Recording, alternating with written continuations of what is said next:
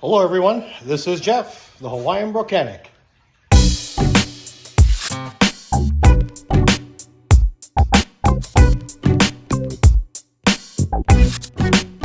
Hey gang, welcome back to the channel. So in this video, we're going to be working on assembling a subwoofer box. Now, not building one from scratch and putting it together, but putting together a setup with a pre-made box, some subwoofers, and an amplifier. In the last video, I went over installing a store-bought 10-inch subwoofer with a built-in amp, and you know that setup was pretty good. I mean, it sounded all right. It wasn't terribly loud, but you could definitely feel and hear the difference in the cab. Well, in this one, we're gonna put together a subwoofer box with a little bit better components in there, a little bit more wattage, and then we're gonna put it back in the Silverado, and then we're gonna test it out and see what it sounds like. So let's take a look at what we got to work with today and talk a little bit more about the pros, the cons, the good, bad, and the ugly. Okay, so this is what we have to work with today. This is a pre-made speaker box that I purchased from the guys out in Mesa Car Audio here in Arizona. Decided to go locally this time.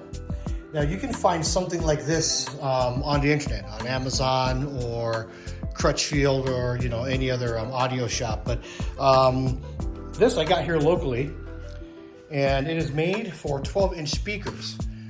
Now this is supposed to fit perfectly underneath my my bench seat, and this is down facing, so you've got some really nice speaker terminals. And now the box is not a through box. When I say through box, these are actually have a partition, so it's like two speakers in one setup. So if we take a look in here, it's completely is sealed off.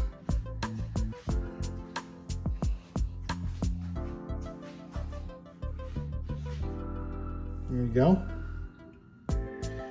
And again, this is a non-ported box.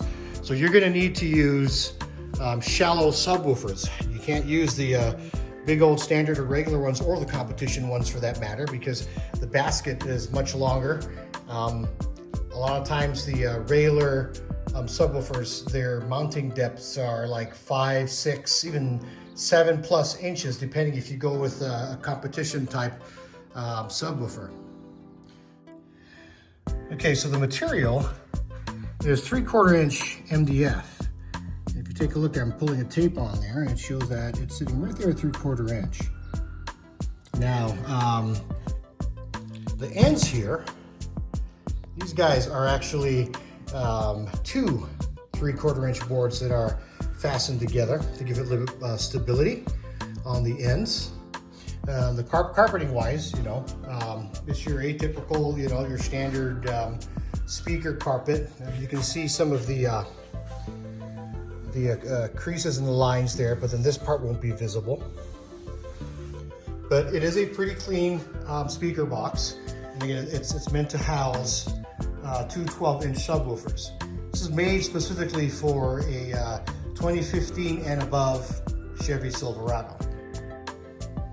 So if you're checking out this channel, chances are you've probably been shopping around and kind of taking a look, to see what's out there and what sounds good and what'll work for your vehicle. Now this is for a crew cab pickup truck, so they do make them for extended cabs and also for single cabs as well. But this is specifically for a crew cab Silverado, 2015 Silverado 1500. So what we're going to do now is take a look at the components and talk a little bit about the speakers and the amp and all that that we need to get this installation done. Okay, so this is the amplifier that we're going to be working with in this project. This is the Kicker mono block. It is 400 watts through one channel, 800 watts max. What you get here is basic installation guide. Pretty straightforward as far as like how to hook it up, and explanation of all the features and functions there. So when we get into this,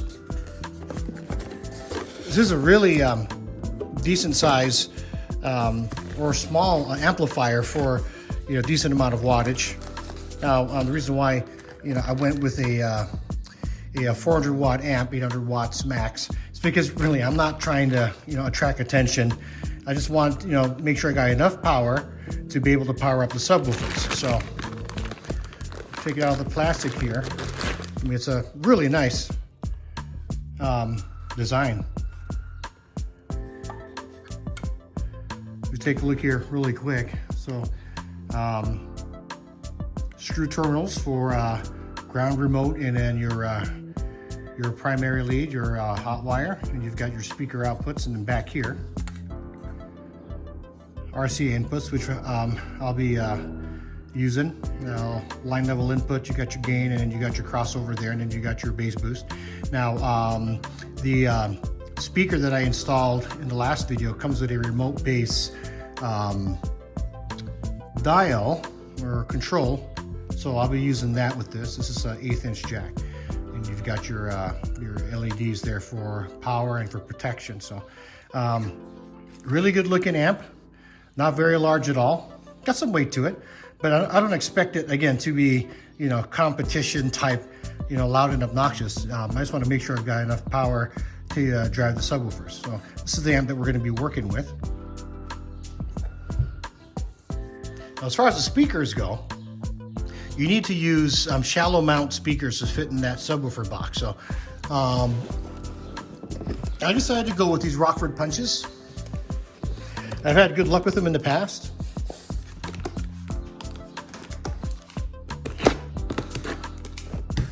But what I really like about this setup here is that the shallow speaker has got some pretty decent response. Now I could have kept it all kicker, but the only ones that they had in stock were the competition ones, and I was trying to keep within a budget.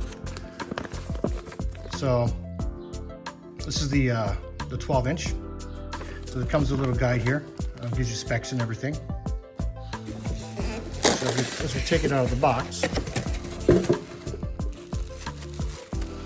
we can take a look at the depth.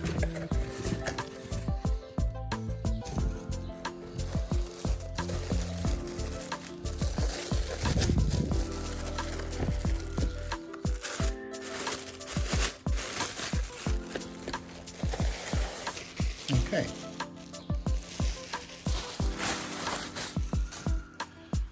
This is the R2 12 inch dual 4 ohm subwoofer. When I say shallow, I mean shallow. So I talked about earlier about the your standard subwoofer depth, and it can be anywhere from about 5, damn near 8 inches if you look at the competition type. But the shallow subs are made for small spaces, excellent for non-ported boxes. Now they'll work for ported boxes, but you got to make sure you dial in that that port to make sure you get the most out of the shallow speakers. But this is what I opted to go with. I got 2 of those. And then your basic installation kit. You can get this anywhere pretty much. Got this from AutoZone. It gives you your basics right here. You got your power, ground. You even got a fuse holder with a 60 amp fuse. 60 amp is a little extreme, but just going to go with it. It does have hopefully the correct gauge wires. If I'm not mistaken, I think for a size amp like this, it's 400. I think they suggest 8 gauge, a minimum of 8 gauge. If you're going over like 1,000, then it's got to be 4 gauge because it's the power, the amount of power it draws. So this is complete. It has everything you need from the speaker wire, your primary wires, positive, negative, remote wires, split loom, and then all the connectors that you need. So that's what we're gonna be working with today. Just some final thoughts before we start mechanicking. Okay, so that's what we got to work with. A couple of Rockford shallow subwoofer 12-inch subwoofers. I got a kicker 400 watt amp, a monoblock. I've got the installation kit, and then the subwoofer box that holds the 2 subwoofers. So Pretty straightforward. So, but I'm interested to see, you know, the differences between the 10 and the 12 inch. Obviously, it's going to be so much better. It's going to be better low end, more punchier, with a little bit larger amp. I'll probably get a little bit more volume. But again, the aim is not, you know, not to have it be obnoxiously loud. You know, I like to have my stereo, you know, down at like, you know, a level of like 10, where you can hear it, and then you got that bass lower down to subsonic frequency and get that nice low punch, and that's what I'm looking for. Now, this has the potential, you know, to be loud if you've got some really good subwoofers. They sell some subwoofers that are competition that are shallow mounts, you know, that are about 800 to 1,000 RMS, you know, and you get a 1,500 or 2,000 watt amp. Yeah, you probably could make some noise, but in this project, you know, again, I had to keep the space in mind. The ease of installation, and then obviously, you know, keeping it to a reasonable cost. Now, I'll have a description of all the items that I used in this project, and I want to give a shout out to my friend Mike out at Mesa Car Audio, you know, for helping me out and get set up. I'm not being sponsored by him, just letting you know. I just want to give him props because he was actually pretty friendly, and he answered a lot of questions. He has some really great selection. Not this, you walk into the store and then they're all like, we need to order that, it's out of stock. The guy actually had it out on the showroom floor, all set up, ready to grab and go to the register. So anyway, with that said, let's start mechanicking.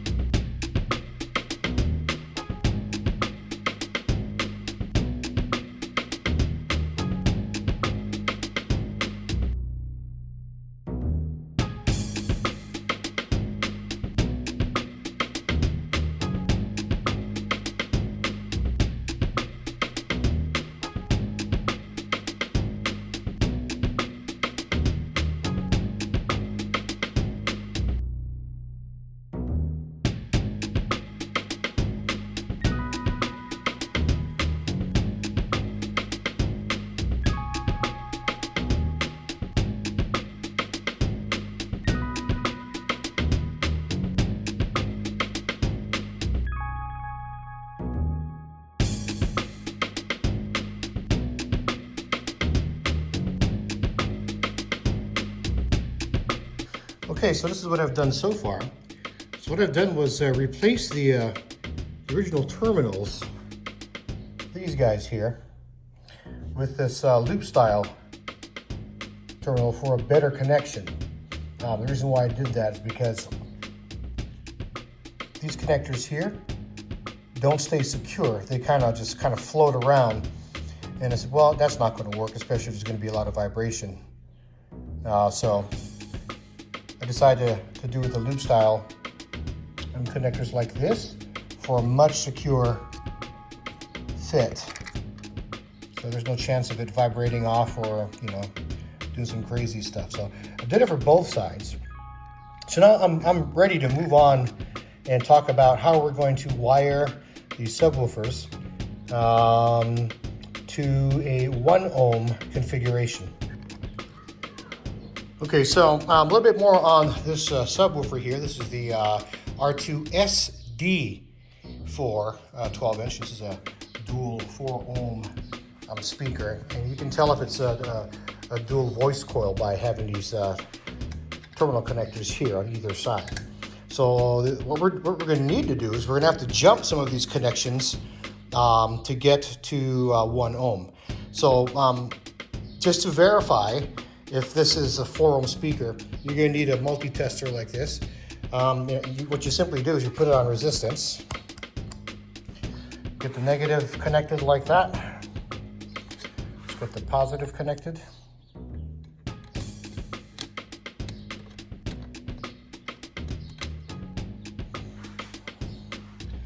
And it should be in and around 4.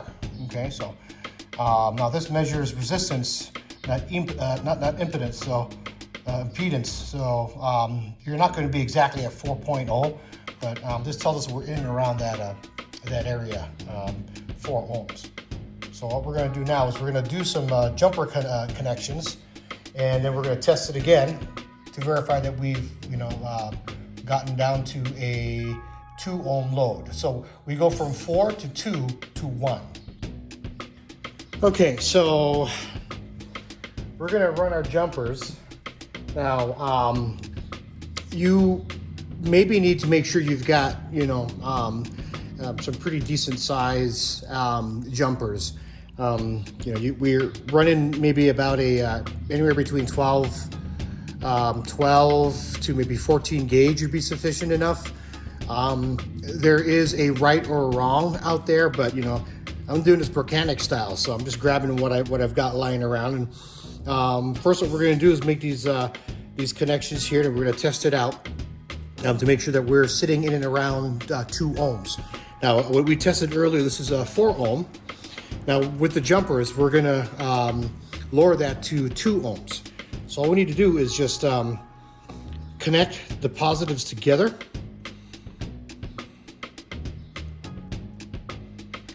And this is just for demonstration purposes. Get her in there, like so.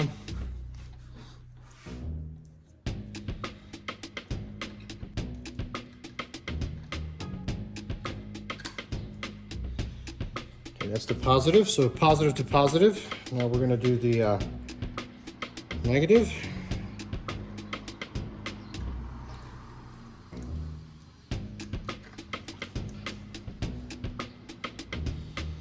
To the negative. Okay, and that's our first connections here. So positive to positive, negative to negative. Now, when you run this to the speaker terminal here, okay, what you want to do is you want to have a lead on opposite ends here on each side of the coil, not from the same side. So what I mean is, let's just say that this is the speaker terminal here, or the speaker wire, okay, that connects to the terminal. So I'm just going to go and put this in here for our negative connection, positive on the positive side. And if we take a look at our reading here, it's taking us to right around 2 ohms. So it's kind of fluctuating, but there you go, 1.9. We're kind of fluctuating, but we're in and around the ballpark. So how we get 2 ohms to 1 ohm is when we connect the positives and the negatives from each speaker. And we'll get to that next. Okay, so now I have done the jumpers on the other speaker. Now I'll be using some thin gauge wire. This is just for demonstration purposes. I'm not going to actually use these, but I need to show you the process on how we go down from a 4.2 into a 1 ohm setup here. So next thing we need to do is connect positives. So we'll do that on one side.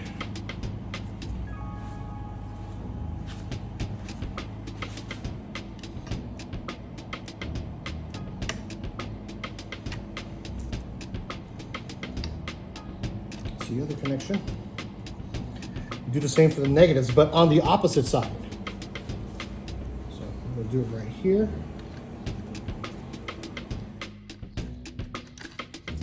Okay. Put your negative on this side.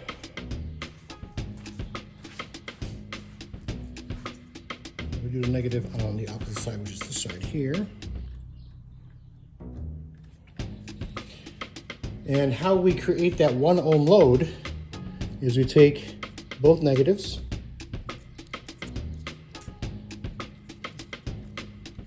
both positives, and then these connections here will go straight to the amp. Okay, so now to verify that we're at 1 ohm, so we turn to resistance.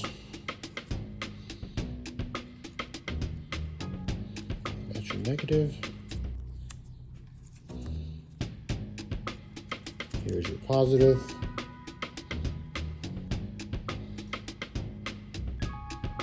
And there you have it, on the dot, 1 ohm. So again, it's really important you use the correct gauges. And that's how you get a 1 ohm load. And the reason why I'm running a 1 ohm load is because I've got an amplifier that's 400 watts that is 1 ohm stable, which means it can run all day. And it's a Class D amplifier, so I mean that's probably the best route you can go as far as amplifiers are concerned. They've got like the A, B amplifiers, but you know, those they have a tendency to run a little hot, but the Class D amps can go all day. Hope this helps.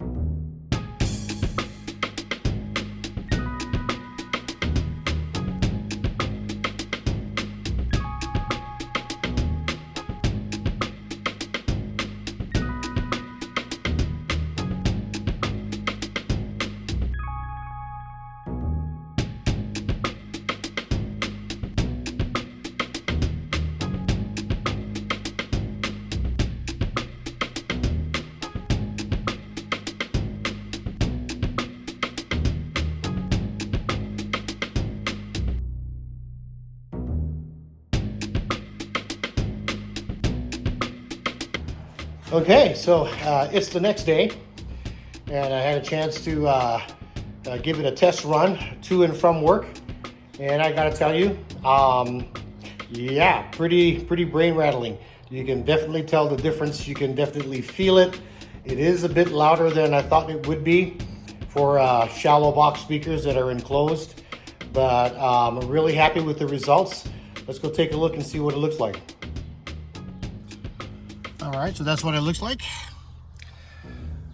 What I've done is enclose the speaker wires with this 1/4 inch wire loom, and then use these fasteners like so, just to keep it taut so it doesn't like snag on anything, and also gives it a nice clean look. Now this here, this part here actually is facing towards the rear of the cab, so it's hidden. But you know, I just wanted to make sure that this thing isn't loose, and then it gets snags on something, and then it comes apart. So I joined the wires here at the Y to be sure that I get the connections for it to read 1 ohm. So bridging the amplifier, you know, I should be 400 watts RMS is what I should be getting out of this thing. And with the 1 ohm, it means, you know, it could run, you know, all day pretty much. This is a Class D amplifier, and it's 1 ohm stable, which means, you know, you could have it on, you know, just for hours without having any issues. I mean, you will have issues eventually, you know, because these things don't last forever. But I mean, for the most part, 1 ohm stable means you can pretty much run it throughout the day, all day. Got the 4-gauge primary wire and the 4-gauge negative wire as well. It's a must for amplifier that's 500 watts plus. Remote wire connected, and then I've got the RCA connections and the bass control knob there. So what I'm going to do now is test, show you guys a test to make sure that the setup is wired for 1 ohm. So just got to do the connections here. So let's see here, we move this here, positive. It's like trying to work some chopsticks here. I can do it. There we go.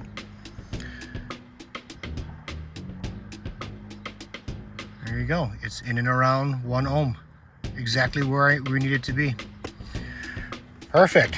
So all I'm going to do now is just, you know, make sure that I fasten these bad boys in, and then it can go and fire up and give you guys just a little bit little sample. Problem is again, with these recordings, they really don't sound good. Now, the last video that I did, you could barely make out the differences. So I'm going to try something a little bit different. I'm going to go and make sure that the volume is not cranked up too loud. So hopefully you guys will be able to hear, you know, just a little bit, you know, a little bit of bass or differences with the subs. So let's give you a sample. Okay, so what I'm going to do is play a royalty-free drum track. And in the last video that I did, I had it cranked up at about 15. The max that I can play on my head unit before it starts to distort is 20. So I'm going to drop it down to like about maybe 5 or 7. And then have it play without the subwoofer, and then I'll crank up the subwoofer for you, so hopefully you can tell the difference. So I suggest that you have some good ear pods or some good headphone speakers, and hopefully you can tell the difference. So yeah, let's give it a go.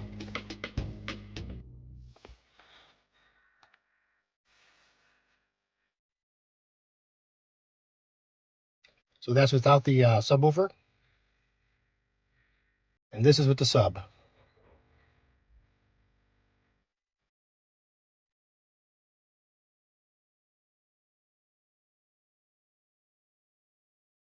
Without the subwoofer,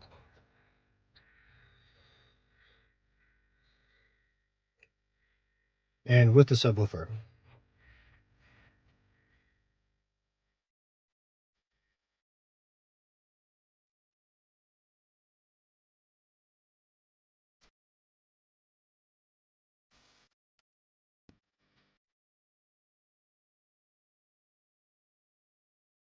All right, well, hopefully you guys will be able to tell the differences between the subwoofer on and off. So yeah, let's wrap this up.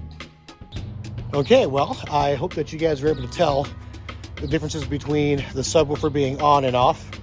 I mean, it is difficult to be able to capture the nuances of the bass with a GoPro or my iPhone 13 that I'm using here to shoot this video.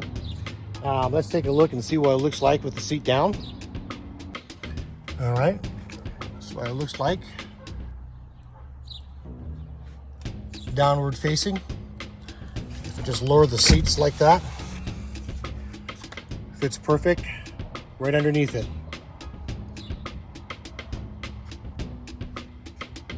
Okay, well, that wraps up another project. For those of you that are new to the channel and just checking things out, thanks for stopping by. Don't forget to like and subscribe. I've been doing this now for almost a year and having a lot of fun doing it. I got some other projects that are coming up. And, you know, for you guys that have subscribed, thank you so much for your support. It means a lot. Motivates me to continue to put out content. And again, if there's any questions that you may have or any questions, just go ahead and leave them in the comment section. I will have a list of the items that I used in this project.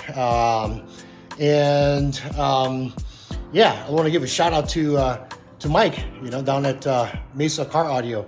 I mean, really nice guy. His shop is pretty amazing.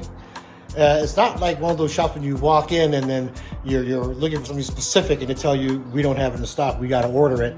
Mike actually has the stuff in stock. As soon as you walk into his showroom, you've got like towers of like speakers just lined up on the floor. He's got walls and walls of amps and everything like that. Speaker boxes, pre-made speaker boxes. Yeah, you walk in, you can pretty much walk out with the setup. So be sure to check out Mike and Mesa Car Audio. I'll leave a link to his shop as well. So again, guys, thank you so much for checking out the channel. We'll see you guys in the next project. This is your Hawaiian Mechanic. Aloha.